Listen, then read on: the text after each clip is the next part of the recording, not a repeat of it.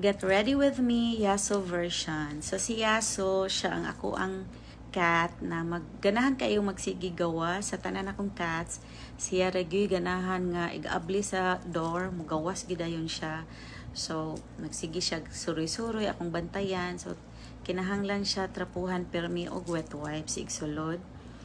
Unya ang tanan akong cats maupod labi na gyud kada human nila og CR. So trapuhan nako sila wet wipes. Unya gamitan nako sila aning no rinse waterless paw cleanser. So kana siya guys, nasobrahan lang nako press.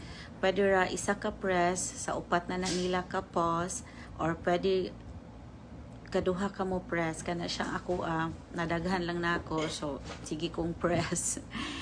Unya, mo na siya makalimpyo, safe rigid siya sa cats and sa dogs. Mo nagigamit na ako ni Zach, ako ang dog, and then sa akong cats.